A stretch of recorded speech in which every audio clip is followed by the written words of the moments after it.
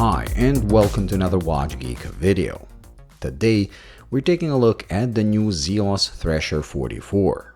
In the unboxing, I said Zelos is doing a return to its roots with this model. Zelos was one of the first successful microbrands that earned the love and respect among watch enthusiasts for their original designs, bang for buck offerings, and more importantly, very high quality for the price. At first, they offered massive behemoths that only those with large wrists could handle, but over time they started catering to those with small wrists as well.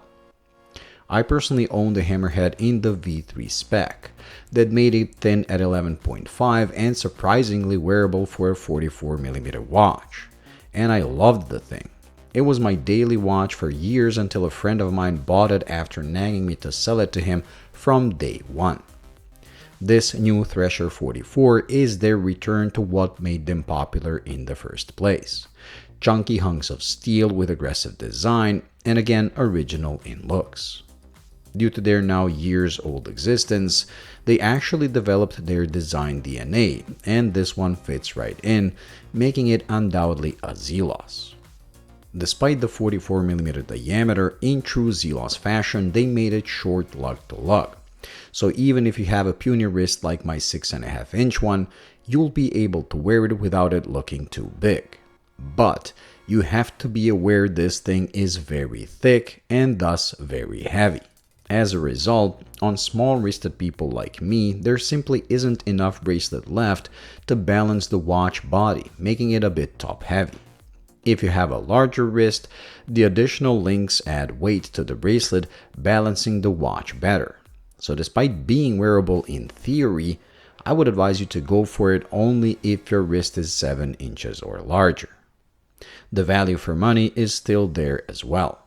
My Hammerhead was a $350 watch 5 years ago, and for that, you got a Seiko NH35, sapphire crystal, steel bezel insert, 300 meters of water resistance, and excellent bracelet with on-the-fly adjustment clasp. This thing improves on almost all aspects of that for just $100 more if you purchase it by the end of this week. Even after that, the price is only $200 more, which adjusted for inflation and crazy pricing of everything else in the world almost comes to costing the same. While at the same time, you get a better movement, a Miyota 9015, that has a higher beat rate and is overall more accurate out of the box. Again, a sapphire crystal, only thicker, which raises the water resistance to 500 meters, a brushed ceramic bezel insert, something I wish more brands did instead of the more common shiny ones. Not to mention the bezel uses ball bearings, making bezel action one of the best I've ever tried. And again, an excellent bracelet with improved on-the-fly adjustment that has moved the push button to the outside of the clasp, masking it as a logo. This allows you to both shorten and lengthen the bracelet without taking off the watch. This type of on-the-fly adjustment is quite frankly more advanced than even the glide lock system found on my Submariner.